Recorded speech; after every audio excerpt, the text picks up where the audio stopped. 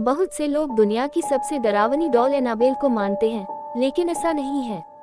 इससे भी भयानक डॉल फ्लोरिडा के की वेस्ट में ईस्ट मार्टेलो म्यूजियम में है और इसे रॉबर्ट नाम से जाना जाता है। जरा याद करिए, आपकी पहली डॉल कौन सी थी? डॉल्स अक्सर बच्चों के सबसे पहले दोस्तों में से एक होती हैं। वे उन्हें नाम देते हैं, उन्हें ड्रेस पहनाते हैं, यहाँ तक कि उन्हें हर जगह अपने साथ रखते हैं। लेकिन क्या आप जानते हैं, ये खतरनाक भी हो सकती हैं। दरअसल एनाबेल और द कॉन्ज्यूरिंग जैसी डरावनी फिल्मों में से हमें समझ आता है कि आखिर निर्जीव गुड़िया भी कितनी डरावनी हो सकती है।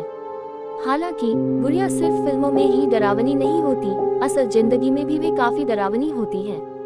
कई लोग बुरी आत्माओं वाली डॉल्स का भी शिकार हुए हैं। दुनिया की सबसे डरावनी डॉल है रॉबर्ट। ऐसे में बहुत से लोग दुनिया की सबसे डरावनी डॉल एनाबेल को मानते हैं, लेकिन ऐसा नहीं है।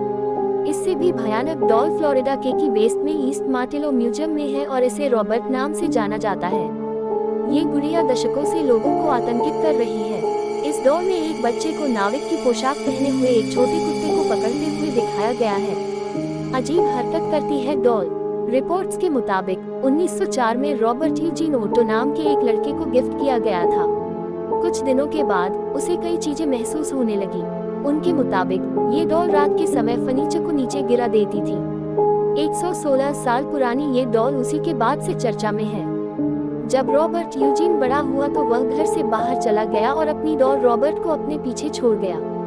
डॉल में है शक्तियाँ। कहा जाता है कि इस गुड़िया में अलौकिक शक्तियाँ हैं, जो इसे चलने, अपने चेहरे के भाव बदलने और भयानक हंसी की आवाजें निकालने में सक्षम बनाती हैं। लेकिन शायद सबसे भयावह पहलू यह है कि जब कोई भी बिना अनुमति के बिना रॉबर्ट की तस्वीर लेने या उसे छूने की हिम्मत करता है, उसके बारे में माना जाता है कि वो श्रापित हो जाता है। और इतना ही नहीं, उसके साथ कुछ न कुछ अनहोनी होती है। कई लोगों ने तो ये भी शिकायत की है कि गुड़िया के साथ बातचीत करने के बाद वे लाइलाज बीमारियों का शिकार भी हुए हैं।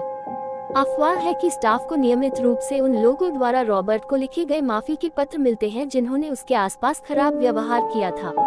कैसे बनी ये डॉल? ये खतरनाक डॉल कैसे बनी, इसको लेकर कई कहानियां हैं। कुछ लोगों का दावा है कि गुड़िया जीन के दादाजी का एक गिफ्ट थी, जिन्होंने जर्मनी की यात्रा के दौरान इसे खरीदा था।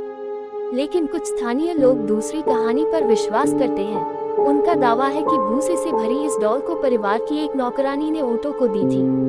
दुनिया की सबसे डरावनी भूत गुड़िया। ऐसा माना जाता है कि जीन रॉबर्ट को हर जगह अपने साथ ले जाता था।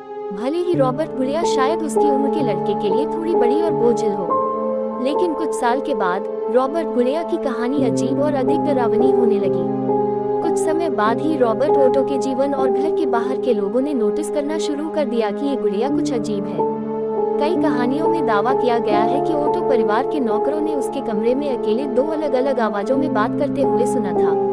कई रात तो ऐसी भी होती थी जब ओटो चिल्लाते हुए जाग जाता था।